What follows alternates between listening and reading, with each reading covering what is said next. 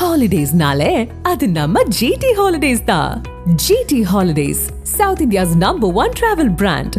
You know you are special when you're with GT Holidays. Doctor ஆகணும்ங்கிறது உங்களோட கனவா? அப்போ அந்த கனவை நனவாக்க உங்கள் Vidhu NEET coaching academy future doctors ஆக உடனே கால் பண்ணுங்க. ஒரு குரங்கு ஒரு பஸ் ஓட்டுது, இல்லை ஒரு குரங்கு ஒரு ஹோட்டலில் உட்காந்து வடை சாப்பிடுது, இப்படிங்கிற விஷயங்கள்னா இன்னைக்கு ஏஐடைய ஒரு சிறந்த அளவுக்கான ஒரு ஹாப்பினஸை ப்ளஷரை கொடுக்குற மாதிரியாக நம்ம வந்து சேருது. நம்மளுடைய முன்னேற்றத்துக்காக, கற்றுக்கொள்வதற்காக, பிஸ்னஸ்க்காக. ஆனால் அதை விட்டுட்டு ப்ளஷருக்காக குரங்கு வண்டி ஓட்டுறதை பயன்படுத்துறது நான் வந்து தவறுன்னு சொல்கிறேன். அதாவது ChatGPT பயன்படுத்துவதனாலேயே மூளையினுடைய கற்றல் குறைபாடுகள், கிரியேட்டிவ் திங்கிங்லாம் பாதிக்கப்படுதுன்னு நம்ம ஆய்வுகள் வந்து சொல்லுது. உண்மையாக ஆய்வுகள் சொல்லுது. அப்படி இருக்கும்போது நீங்கள் இந்த ப்ளஷர் கண்டென்ட்டை பயன்படுத்துகிறீங்க அப்படின்னா நீங்கள் உங்களுடைய வாழ்க்கையினுடைய மெயின் எசன்ஸ் ஆஃப் லைஃப்பை மிஸ் பண்ணிக்கிட்டு இருக்கீங்க. அது கற்கும் மாணவர்கள் இருக்காங்க இல்லையா, அவங்க அந்த நேரத்தில் அசைன்மெண்ட்டுக்காக ChatGPT பயன்படுத்தவே கூடாது. சொல்லிக் கொடுக்க பயன்படுத்தலாம். எஸ் ஏ டீச்சராக எனக்கு இது எப்படின்னு சொல்லிக் கொடுன்னா ChatGPT சூப்பராக சொல்லிக் கொடுக்கும். ஆனால் எனக்கு இந்த அசைன்மெண்ட்டை நீயே எழுதி கொடுத்துரு அப்படின்னா இவங்களுடைய கற்றல் திறன், சிந்திக்கும் திறன் குறையுது. இன்னைக்கு இருக்கிற பல பிளாட்ஃபார்ம்ஸ், ஏஐ பிளாட்ஃபார்மில் நம்மளுடைய படங்களை போட்டுட்டு நம்மளை கிரியேட் பண்ணிக்க முடியுது. ஒரு குழந்தையாவோ ஒரு கிழவராவோ ஏதாவது ஒன்று கிரியேட் பண்ண முடியுது. அந்த மாதிரி பிளாட்ஃபார்மில் படங்கள் போடுறது ஆபத்தான். பட் அது வந்து அவன் உங்கள் படத்தை யூஸ் பண்ணிக்க வாய்ப்பு இருக்குது.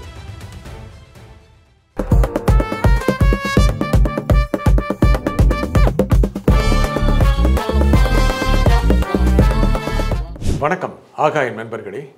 ஏஐ எவ்வாறு பயன்படுத்தப்படுகிறது, தவறாக எவ்வாறு பயன்படுத்தப்படுகிறது, சுய வரைமுறை தேவையா, போட்டி எதில் போய் நிற்கும், இதை பற்றி பேசுவதற்காக தொழில்நுட்ப வல்லுநர் சைபர் புத்தா திரு வினோத் ஆறுமுகம் இங்கு வந்திருக்கிறார். வணக்கம் திரு வினோத் ஆறுமுகம். வணக்கம் சார். ஏஐ இன்னைக்கு எல்லாருடைய வாயிலும் இருக்கிற சொல்லி ஏஐன்னு சொல்லலாம். முக்கியமாக சமூக வலைதளங்கள் இருக்கிறவங்க இதனுடைய பயன்பாடு பார்த்தோன்னா சாதாரண மனிதர்களுக்கு உடனடியாக வந்து சேருவது அதனுடைய காட்சி வடிவங்கள். ஒரு 8 செகண்ட் 10 செகண்டில் புது வடிவத்திலான காட்சி வடிவங்களாக வருது. ஏஐயுடைய நேரடியான சாதாரண மனிதருக்கு பயன்படுகின்ற பயன், முதலாவது பயன் அதுதான். இல்லை அது கிடையாது. நேரடி மறைமுகமான பயன்கள் தான் நிறையா இருக்குது. நான் திரும்ப இந்த உதாரணம் சொல்கிறேன், தப்பாக நினச்சிக்கூடாது. இப்போ கூகுள் மேப்ஸ் பயன்படுத்துகிறோம், ஃபேஸ்புக் பயன்படுத்துகிறோம், நெட்ஃப்ளிக்ஸ் பயன்படுத்துகிறோம். ஸோ இந்த வகையில் வெப்சைட்டில் கூகுளில் தேடுறோம். இந்த மாதிரியானதில் பின்னால் ஏஐ இருக்கும். அந்த பயன்பாடுகள் தான் முதல் விஷயம். ஆனால் ஒரு சாதாரண மனிதர் நான் பயன்படுத்தணும் அப்படின்னா இந்த ஜெனரேட்டிவ் ஏஐ இருக்கு இல்லையா, ChatGPT, இல்லை நீங்கள் வீடியோக்கள் கிரியேட், இது ஏஐனுடைய ஒட்டுமொத்த ஏஐனுடைய ஒரு சிறு துளின்னு எடுத்துக்கலாம். இப்போ ஏஐயில் நிறைய இருக்குது. நமக்கு முதல் ஏஐனுடைய பயன்பாடு அப்படிங்கிறது ஃபோர்காஸ்டிங், டேட்டா அனாலிசிஸ், அதிலெல்லாம் வரும். ஆனால் ஒரு சாதாரண மனிதனுக்கு வந்து இப்போ உதாரணத்துக்கு நான் மேப்ஸ் யூஸ் பண்ணுறேன், ரொம்ப வேகமாக எப்படி போகிறது, அந்த மாதிரியான விஷயங்கள் தான். படங்கள் பயன்பாடு இந்த ஏஐயில் கிடையவே கிடையாது. அது ஒரு மனிதருக்கு தேவைன்னா மட்டும்தான் பயன்படுத்தணும்.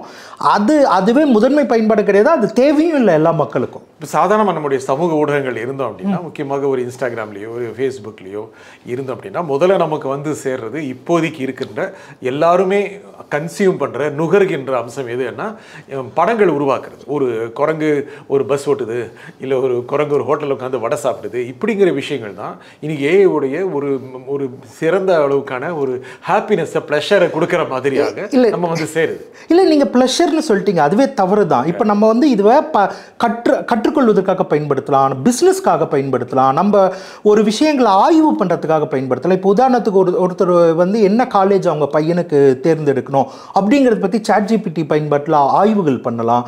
இல்லை வந்துட்டு சாதாரணமாக படிக்கும்போது ஒரு விஷயத்தை தெரிஞ்சுக்கலாம்.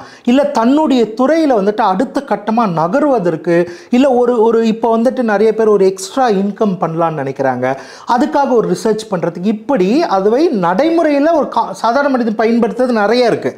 நம்மளுடைய முன்னேற்றத்துக்காக, கற்றுக்கொள்வதற்காக, பிஸ்னஸ்க்காக. ஆனால் அதை விட்டுட்டு ப்ளஷருக்காக குரங்கு வண்டி ஓட்டுறதை பயன்படுத்துறது நான் வந்து தவறுன்னு சொல்கிறேன். வச்சுக்கலாம் ஒன்ஸ் இன் எ வைல். இப்போ நான் கூட போய் ஒரு ஃபன் பார்ட் எனக்கும் தான் வேணும், ஒரு என்டர்டெயின்மெண்ட் பார்ட் எனக்கும் தான் வேணும். ஆனால் என்டர்டெயின்மெண்ட் முக்கியம் கிடையாது. அதாவது சாப்பாடுல அது ஒரு ஊர்காய் மாதிரி, ஊர்காவே சாப்பாடு கிடையாது. ஆனா அந்த ஊர்காய் தான் இப்போ நிறைய சமூக ஊடகங்கள் அது உடல் கெடுதி அப்படிங்கிற. நீங்க வெறும் ஊர்காய் சாப்பிட்டீங்கன்னா அல்சர் தான் வரும். அதே மாதிரி வெறுமனே pleasure content, fun content, meme content போயிட்டு இருந்தீங்கன்னா உங்களுடைய அதாவது ChatGPT பயன்படுத்துவதனாலேயே மூளையினுடைய கற்றல் குறைபாடுகள் கிரியேட்டிவ் திங்கிங்லாம் பாதிக்கப்படுதுன்னு நம்ம ஆய்வுகள் வந்து சொல்லுது. உண்மையா ஆய்வுகள் சொல்லுது. அப்படி இருக்கும்போது நீங்கள் இந்த ப்ளஷர் கண்டென்ட்டை பயன்படுத்துறீங்க அப்படின்னா நீங்கள் உங்களுடைய வாழ்க்கையினுடைய மெயின் எசன்ஸ் ஆஃப் லைஃப்பை மிஸ் பண்ணிக்கிட்டு இருக்கீங்க. அது பண்ணவே கூடாது. நான் இந்த பேட்டி மூலிமா இது ரொம்ப ஸ்ட்ராங்காக ஆடியன்ஸுக்கு எடுத்துகிட்டு போகிறேன். பண்ணாதீங்க. ப்ளஷர் கிடையாது. அது மேபி ஒரு பார்ட். நான் சொன்ன மாதிரி ஒரு ஊர்கா, அது மெயின் கண்டென்ட் கிடையாது. நம்மளை மேம்படுத்திக்கிறது தான் மெயின் கண்டென்ட். இன்னொன்று, நீங்கள் மேம்படுத்திக்கலன்னா பின்னாலையும் போயிடுவீங்க. உங்கள் வாழ்க்கையில் வேலை போய்டும், எல்லாமே போய்டும். இதை யோசிச்சுட்டு இப்போ சொல்லுங்கள், ப்ளஷர் கண்டென்ட் நமக்கு வேணுமா? சரி, நீங்கள் அதிகமாக சொன்னது என்ன அப்படின்னா, ஒரு ஏஐ மூலமாக முழுமையாக செய்திட முடியாது. ஒரு மனிதன் செய்வதை ஏஐ முழுமையாக செய்வதற்கு இது காலமல்ல. நீங்கள் பல பேட்டி ஆமாம் சாத்தியமே கிடையாது. ஹியூமன் லைக் ஏஐ பாசிபிள் கிடையாது. நீங்கள் என்ன சொல்கிறீங்கன்னா, ரொம்ப ChatGPTலாம் பயன்படுத்தினா மூளை மங்கிரும் அப்படிங்கிறீங்க. ஆமாம். இப்போ என்னன்னா இல்லை அதை தெளிவாக பண்ணிக்க. நம்ம ChatGPT பயன்படுத்துவது கூட வந்துட்டு ஒரு தேவைக்கு தான் பயன்படுத்தணும். அது பயன்படுத்துறதுக்கு மூளை தேவையில்லை. அதை பயன்படுத்த மூளை தேவை. அந்த அளவுக்கு நமக்கு வந்து பயன்படுத்தணும். இப்போ கற்கும் மாணவர்கள் இருக்காங்க இல்லையா, அவங்க அந்த நேரத்தில் அசைன்மெண்ட்டுக்காக ChatGPT பயன்படுத்தவே கூடாது. கணக்குகள் போட அசைன்மெண்ட்டுக்காக சொல்லிக் கொடுக்க பயன்படுத்தலாம். எஸ் ஏ டீச்சராக எனக்கு இது எப்படின்னு சொல்லி கொடுன்னா ChatGPT சூப்பராக சொல்லி கொடுக்கும்.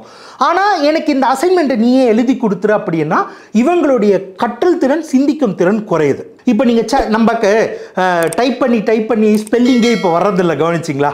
நிறைய பேர் வந்து ஒரு கம்ப்ளைண்ட் சொல்லுவாங்க, முன்னெல்லாம் எனக்கு ஃபோன் நம்பர்லாம் ஞாபகம் வச்சுக்கிட்டு இருப்பேன், இப்போலாம் ஃபோன் நம்பரே ஞாபகம் வச்சுக்கணும். ஃபோனே ஞாபகம் வச்சுக்குது. ஆமாம், ஃபோனே ஞாபகம் வச்சுது. அது குறைன்னு நான் சொல்ல மாட்டேன். ஆனால் உங்களுடைய மெமரிக்கான ஒரு வேலையை வந்துட்டு அது தடை பண்ணுது. ஆனால் நீங்கள் அந்த மெமரியை என்ன பண்ண போகிறீங்கன்னு கொஸ்டின். ChatGPT பயன்படுத்தினாலும் உங்கள் மூளைக்கான ஒரு வேலை ஃப்ரீ ஆகுதுன்னு வச்சுப்போம்.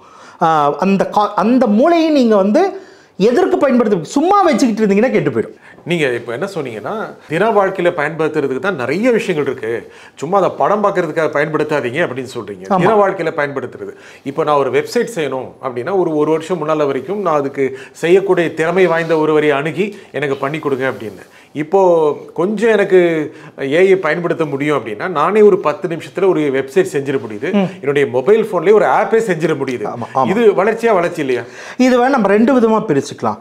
சாதாரண கண்டென்ட் இருக்குல்ல, இப்போ நீங்கள் வந்துட்டு ஜஸ்ட் எழுத போகிறீங்க, ஒரு விஷயத்தை எழுத போகிறோம், அந்த ஒரு பிளாக் மாதிரி ஒரு வெப்சைட்டை தான் கிரியேட் பண்ண போகிறோன்னா அது நீங்கள் ஏஐ பயன்படுத்தி பண்ணிக்கலாம். அதுக்கு ஒரு எக்ஸ்பர்ட் தேவை கிடையாது.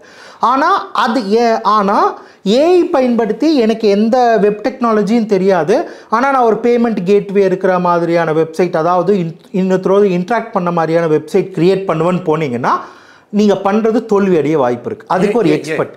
ஏன்னா ஒரு செக்யூரிட்டி, இந்த ஏஐனுடைய கோட்ஸ் எல்லாம் இருக்கு இல்லைங்களா, அதில் நிறைய வல்னரபிலிட்டி அண்ட் செக்யூரிட்டி ஃப்ளாஸ் இருக்கு. மறுபடியும் சொல்றேன், முக்கியமான விஷயம் சொல்றீங்க. ஏன்னா இப்படி எளிமையாக சொல்லிடுறேன். நான் கேள்வி கேட்டுறேன், நீங்கள் அதை சொன்னால் நல்லா இருக்குன்னு நினைக்கிறேன். நான் ஒரு வெப்சைட் கிரியேட் பண்ணுறதுக்கு ஒரு ப்ரொஃபஷனலாக அணுகி எனக்கான ஒரு வெப்சைட் கிரியேட் பண்ணுறேன் அப்படிங்கும்போது அதனுடைய கோட்ஸ் எல்லாம் செக்யூர்டாக இருக்கும் அப்படின்னு நீங்கள் சொல்கிறீங்க. இப்போ நானே ஒரு ஏஐ பயன்படுத்தி ஒரு 10 நிமிஷம் ஒரு வெப்சைட் கிரியேட் பண்ணுறேன்னா அதில் பாதுகாப்பு குறைபாடு இருக்கும்னு சொல்கிறீங்க. ஆமாம். இப்போ வைப் கோடிங்னு ஒரு கான்செப்ட் இருக்கு. எல்லாருமே தப்பா புரிஞ்சுக்கிறாங்க, யார் வேணா கோடிங் எழுதலாம் அப்படின்ட்டு. அப்படி கிடையாது. அது டெவலப்மெண்ட் ஏற்கனவே தெரிஞ்சவங்களுக்கு, கோடிங் ஏற்கனவே தெரிஞ்சவங்களுக்கு அந்த வேலையை வேகமாக்க தான் வைப் கோடிங்கே தவிர எல்லாரும் கோடிங் பண்ணுறதுக்கு கிடையாது. ஏன்னா இப்போ உங்களுக்கு வந்து கோடிங் பண்ணும்போது அதில் இருக்கக்கூடிய செக்யூரிட்டி ஃப்ளாஸ் தெரியாது. இப்போ நம்ம ஆப்லாம் பயன்படுத்தலையா, சைபர் கிரிமினல்ஸ் வந்து ஓட்டைகள் வழியாக உள்ளே வந்து நம்ம ஃபோனை எக்ஸ்ப்ளாய்ட் பண்ணிடுறாங்க, ஃபோனை ஹேக் பண்ணிடுறாங்க, வெப்சைட்டை ஹேக் பண்ணிடுறாங்க. அப்போ நம்ம ஒரு வெப்சைட், அந்த வெப் டெக்னாலஜி ஆப் கிரியேட் பண்ணும்போது இந்த ஓட்டைகள் இல்லாமல் கிரியேட் பண்ண வேண்டியது நம்மளுடைய பொறுப்பு. வெறுமனே உங்களுக்கு கோடிங்கும் தெரியாது, ஆப்பு செக்யூரிட்டி பற்றி தெரியாது, நீங்கள் போய் ஜஸ்ட்டு கோடை க்ரியேட் பண்ணி போட்டிங்கன்னா இப்போதைக்கு ஏஐ கொடுக்கக்கூடிய கோட்களில் இந்த ஃப்ளாஸ், லாஜிக்கல் ஃப்ளாஸ் நிறைய இருக்கும். அப்போ நான் பண்ணலாமான்னா நீங்கள் பண்ணலாம், அதுதான் நான் சொன்னேன். ஹேக் பண்ண வாய்ப்பு இருக்குது. அதுதான் ஒரு எக்ஸ்பர்ட் அந்த கோடை ஜென்ரேட் பண்ணும்போது அவங்க இது பல்வேறு டெஸ்டிங்குள்ளெல்லாம் பயன்படுத்தி ஹேக் ப்ரூஃபாக அந்த கோடை அப்டேட் பண்ணுவாங்க. சார், உண்மையை சொல்ல போனால் வெப்சைட்டே ஹேக் பண்ணிடுறாங்க. இல்லை, வெப்சைட் ஹேக் பண்ணுறாங்கன்னா அது சொஃபிஸ்டிகேட்டட் ஹேக்கு, நான் அது உள்ள போல. ஆனால் இது நீங்கள் வந்து கிரியேட் பண்ணிங்கன்னா அந்த வெப்சைட்டுகளில் வந்துட்டு 1000ல் 1 எப்போ ஒரு வாட்டி ஹேக் ஆகும். இப்படி எல்லாருமே நீங்கள் ஒரு வெப்சைட்டை கிரியேட் பண்ணிங்கன்னா 100க்கு 100மே ஹேக் ஆகும். நான் சொல்கிறது இல்லை, நீங்கள் பயமுறுத்த வேணாம். என்னன்னா அதான் சொல்கிறேன், ஜஸ்ட் நான் கோட் என்னுடைய பிளாக் எழுதுறேன், அதை ஹேக் பண்ணால் கூட எனக்கு பெரிய பிரச்சனை இல்லை அன்னும் போதுட்டு நீங்களே கோடிங் எழுதி பண்ணிக்கலாம்.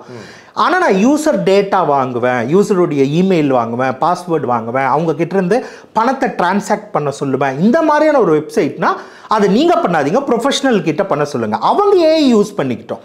ஏன்னா இங்கே வந்து அந்த செக்யூரிட்டி ஃபீச்சர்ஸ்லாம் நீங்கள் பார்க்கணும். ஒரு கோடிங் தெரியாதவர், வெப் டெக்னாலஜி தெரியாதவர் ஏஐ யூஸ் பண்ணி பண்ணால் ஈஸியாக ஆக்ட் பண்ணிடலாம் அப்படிங்க. சார், இப்போ நம்ம முக்கிய படங்கள் பற்றி பேசியிருக்கோம். நீங்கள் சொன்னீங்க அது ஊருகா மாதிரி எவ்வளோ யூஸ்ஃபுல்லான விஷயங்கள் இருக்கும்போது அதை ஏன் அதில் ரொம்ப கவனம் கொடுக்குறீங்க? ஆமாம். ஆனால் இந்த படங்கள் மூலமாக ஏற்படுத்துகின்ற தாக்கம் ரொம்ப அதிகமாக இருக்கு, மறுக்க முடியாது. 2 விஷயம் இருக்கு. ஒன்று, உலகத்தில் மிகப்பெரிய தலைவர்களை கூட இழிவாக சித்தரித்து காட்சிகளோடு ஏஐ மூலம் கிரியேட் பண்ணப்பட்ட காட்சிகள் எல்லாமே வலைதளங்கள்ல, முக்கியமாக சமூக வலைதளங்கள்ல, இன்ஸ்டால,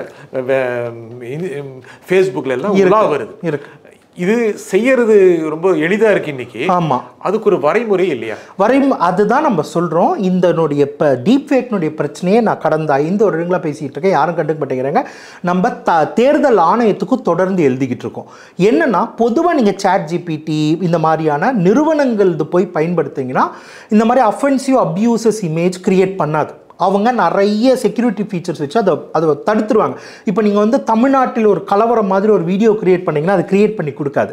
ஆனால் நான் அதனுடைய ஏபிஐயை வச்சு தொழில்நுட்பம் தெரிந்தவர்களால் அந்த ஏபிஐ மூலிமா கார்ட்ரைல்ஸ் எல்லாம் ரிமூவ் பண்ணிவிட்டு டீப் ஃபேக்கை உருவாக்க முடியும். முதல் விஷயம். அப்போ இதனுடைய தாக்கம் ரொம்ப ரொம்ப ஆபத்து. நீங்கள் வந்து அப்யூசிவ் பொலிட்டீஷியன்ஸ் பற்றி சொன்னீங்க, மதம் சாதி தொடர்பான இல்லை ஒரு தலைவர் தொடர்பான கலவரங்கள் ஏற்பட வாய்ப்புகள் இருக்குது. அதே நேரத்தில் ஒரு அரசியல் தலைவர்களை பற்றி தேர்தல் நேரத்தில் ஒரு தத்ரூபமான ஒரு வீடியோவை கிரியேட் பண்ணி அவதூறுகள் மூலிமா ஓட்டை மேனிப்புலேட் பண்ணிடலாம். நீங்கள் கரெக்டாக எலெக்ஷன் டைமுக்கு முன்னாடி ஒரு தவறான வீடியோ ஃபேக் நியூஸை ஜென்ரேட் பண்ணுறீங்க. ரொம்ப மிஸ்இன்ஃபர்மேஷன், டிஸ்இன்ஃபர்மேஷன், ஃபேக் நியூஸ் எல்லாம் நீங்கள் ரொம்ப தத்ரூபமாக இப்போ வந்து கிரியேட் பண்ணிடலாம். இதெல்லாம் தாக்கம் இருக்குன்னு நம்ம எச்சரிச்சுக்கிட்டே வரும். இதை வந்து நம்ம எல்லா கட்சிகளும் பயன்படுத்தக்கூடாதுன்னு சொல்கிறோம். நம்ம ஒரு கட்சிக்கு ஆதரவாலாம் சொல்கிறது கிடையாது, எந்த கட்சியும் பயன்படுத்தாங்க. ஏன்னா ஓட்டு அப்படிங்கிறது வந்துட்டு மக்கள் இந்த கட்சி நல்லதா கெட்டதான்னு தான் யோசிச்சு போட்டோமே தவிர இந்த மாதிரியான மேனிப்புலேஷன்ஸ் மூலிமா அவங்க ஓட்டு போடக்கூடாது அப்படிங்கிறத ஒரு ஜனநாயக விரும்பியா என்னுடையது. ஆனால் இதனுடைய கண்ட்ரோல் யார்கிட்டனா முதல்ல தேர்தல் ஆணையம் இதை ரெகக்னைஸ் பண்ணணும். இது முக்கியமாக சர்வதேச அளவில் நிகழ்ந்து கொண்டிருக்கின்ற இப்போ நம்ம யூடியூப் எடுத்துக்கிட்டோம்னா அதில் நிறைய ரெகுலேஷன்ஸ் இருக்குது. நம்ம பேட்டியில் கூட சில வார்த்தைகள் பயன்படுத்தலாம், பயன்படுத்தக்கூடாது. நம்முடைய தம்ப்நெயில சில வார்த்தைகள் தான் பயன்படுத்தலாம், இல்லைன்னா உடனே நடவடிக்கை பாயக்கூடிய அபாயம் இருக்கிறது. அந்த மாதிரி இன்ஸ்டால நிறைய விஷுவல்ஸ் உலக பல தலைவர்கள், மிகப்பெரிய தலைவர்களை கூட அவர்களை மிகவும் மோசமாக சித்தரித்து காட்சிகள் வெளிவருகின்றன. பார்க்கும்போது நிறைய பேர் சிரிக்கிறாங்க. அதை கட்டுப்படுத்துகிற மாதிரி உள்மயமான இன்டர்னலாக எந்த ரெஸ்ட்ரிக்ஷனும் இல்லையா சார்? என்னன்னா 2 விதமாக அவங்க ரெஸ்ட்ரிக்ட் பண்ணுவாங்க. ஒன்று வந்து மாடரேட்டர்ஸ் மூலிமா ரெஸ்ட்ரிக்ட் பண்ணுவாங்க, ரெண்டாவது மெஷின் லேர்னிங் மூலிமா ரெஸ்ட்ரிக்ட் பண்ணுவாங்க. மாடரேட்டர்ஸ்னால் நீங்கள் ஆட்களை போட்டு ரெஸ்ட்ரிக்ட் பண்ணணும், ஆட்களுக்கு சம்பளம் கொடுக்கணும். ஆனால் அது வந்து அமெரிக்காவில் என்ன பிரச்சனை வருதுன்னா, இது கருத்து சுதந்திரத்துக்கு எதிரானதுன்னு ஒன்று வந்து பிளாட்ஃபார்மில் அந்த ட்விட்டர் அவர் வந்து மாடரேட்டர்ஸ் எல்லாம் ரிமூவ் பண்ணிட்டார், கருத்து சுதந்திரத்துக்கு எதிராக இருக்குது அப்படின்ட்டு. அதனால எல்லாரும் மாடரேட்டர்ஸை ரிமூவ் பண்ணிட்டாங்க. உங்களுக்கு முதல் பிரச்சனை வந்துருச்சு அங்கேயே. ரெண்டாவது நீங்க சொல்றது மனிதர்கள் வந்து அந்த கண்டென்ட் அவங்களுக்கு பார்த்தா அவங்க வந்து அதை ரிமூவ் பண்ணுவாங்க மேனுவலாக. நானே அந்த வேலை பார்த்துருக்கேன் ஒரு 2 வருஷம் ஃபேஸ்புக்கில். ஆனால் இன்னொன்று என்னென்னா, இப்போ அவங்க டிபெண்ட் ஆகிருக்குது மெஷின் லேர்னிங். நீங்கள் சொன்ன மாதிரி டெக்ஸ்ட்டில் நீங்கள் போட்டிங்கன்னா அவங்களால ஓரளவு பேன் பண்ண முடியுது இன்றைக்கி இருக்கிற டெக்னாலஜியில். நீங்கள் டெக்ஸ்ட்டில் போட்டிங்கன்னா தம்ப்நெயில்ஸ் இமேஜஸை ஓரளவு படிக்கக்கூடிய டெக்னாலஜி இருக்குது, பெருசாக அது வந்து வளரல. வாய்ஸை ரொம்ப மினிமலாக தான் ரெகக்னைஸ் பண்ணுது. அதையும் நம்ம வந்து ஃபுல் ஃப்ளெஜ்டாக டெக்ஸ்ட்டை பேன் பண்ணுற அளவுக்கு வாய்ஸு, இமேஜ், வீடியோ இன்னும் பெருசாக அந்த மெஷின் லேர்னிங் வரல. அவங்க அதுதான் டிபெண்ட் ஆகிருக்காங்க. அது வராததுனால தான் இன்றைக்கி அவங்க டிபெண்ட் ஆகிருக்கிறதுனா டைரக்ட் ரிப்போர்ட்டிங். இப்போ நீங்கள் பார்த்து ஒரு ரிப்போர்ட் பண்ணுறீங்க, அதுவும் மெஷின் வந்து ஒருத்தர் ரிப்போர்ட் பண்ணலாம் எடுத்துக்காது. ஒரு 500 பேர் ரிப்போர்ட் பண்ணாதான் அது கன்சிடரேஷன்லேயே உள்ளே எடுத்து அந்த மாதிரி நிறைய ரிப்போர்ட் வாங்குறத மனிதர்களுக்கு அனுப்புவாங்க. அந்த ஆட்கள் குறைவு, அவங்க அதை பார்த்துட்டு டெலீட் பண்ணுறது சொல்லுவாங்க. ஒன்று இன்னொன்று இது பெருசாகுதுனாலும் இன்னொன்று ஒன்று சொல்லிடுறேன். இந்திய அரசு இன்டர்மீடியேட்டரி லான்னு ஒன்று வச்சுருக்கு. இந்திய அரசு நீங்கள் இதை ரிமூவ் பண்ணனா ஒரே வழி எஃப்ஐஆர் போட்டு அந்த எஃப்ஐஆர் காப்பியை கொடுத்தீங்கன்னா அவங்க யூடியூபுக்கு அனுப்பிச்சு ரிமூவ் பண்ணுவாங்க. ப்ராசஸ் எவ்வளோ சுத்தாயிடுச்சு. இன்ஸ்டாகிராமில் அப்படியே ஒரு கடல் மாதிரி ஓடிட்டு இருக்கு. அதுதான் சார், நீங்கள் எஃப்ஐஆர் கொடுத்து தான் ரிமூவ் பண்ணணும். எத்தனை பண்ணுவீங்க? அது பல கோடி போயிருக்கு. அவங்களுடைய டெக்னாலஜி, அதுதான் நான் சொல்கிறேன். இவங்க ஏஐல பண்ணுற பெரிய தப்பே என்னன்னா, அதனுடைய ரெகுலேஷன் டெக்னாலஜி வர்றதுக்கு முன்னாடி இதை பரவலாக்கிடுறாங்க. அது குறிப்பிட்ட டேமேஜை பண்ணதுக்கப்புறம் தான் அவங்க ரெகக்னைஸே பண்ணுறாங்க. இப்போவும் நம்ம வந்து ஆபத்தில் இருக்கோம். நீங்கள் வந்து அரசியல்வாதிகள் பற்றி பேசுகிறீங்க, அவங்களுக்காவது ஓரளவு பவர் இருக்குது. சாதாரண பெண்களுடைய படத்தை எடுத்து ஏஐ மூலிமா அரை நிர்வாணமாக மாற்றி போடுறாங்க. அந்த பெண்கள் என்ன பண்ண முடியும்? அப்போ நீங்கள் உடனே போய் இப்போ கூட பண்ண முடியாது. ரிமூவ் பண்ணுறது ரொம்ப கஷ்டம். நீங்கள் எஃப்ஐஆர் போடணும். போலீஸ் எஃப்ஐஆர் உடனே போட மாட்டாங்க. எஃப்ஐஆர் போட்டு அவங்க அனுப்பணும். அந்த இன்டர்மீடியேட்டரி அவன் எஃப்ஐஆர்லாம் கன்சால்டேட் பண்ணி நீங்கள் ஒரு படத்தை எடுத்து எவனோ ஒருத்தர் நிர்வாண படமாக டீப் ஃபேக்கில் மாற்றினதுக்கு அதை ரிமூவ் பண்ண உங்களுக்கு 1 மாதம் ஆகும். இது இன்னும் எவ்வளோ ஆபத்து பாருங்க. இது வந்து நான் சொல்கிற பிரச்சனை வந்து அரசியல்வாதி கிடையாது. உங்கள் வீட்டிலேயே இந்த பிரச்சனை இருக்குது. இதெல்லாம் பேசக்கூட யாருமே தயாராக இல்லைன்றது தான் நம்மளுடைய ஊடகத்தினுடைய அவல நிலை. இதை பேசக்கூட மாட்டேங்கிறாங்க. இந்த நிகழ்ச்சியில் கருத்தில் குறிப்பாக திரு வினோத் ஆறுமுகம், மிக்க நன்றி. நன்றி. மீண்டும் ஒரு நிகழ்ச்சியை சந்திப்போம். நன்றி, வணக்கம். ஹாலிடேஸ்னாலே அது நம்ம ஜிடி ஹாலிடேஸ் தான். GT Holidays, South India's #1 travel brand. You know you are special when you're with GT Holidays. Doctor ஆகணுங்கிறது உங்களோட கனவா? அப்போ அந்த கனவை நனவாக்க உங்கள் Vidhu NEET coaching academy future doctors ஆக உடனே கால் பண்ணுங்க.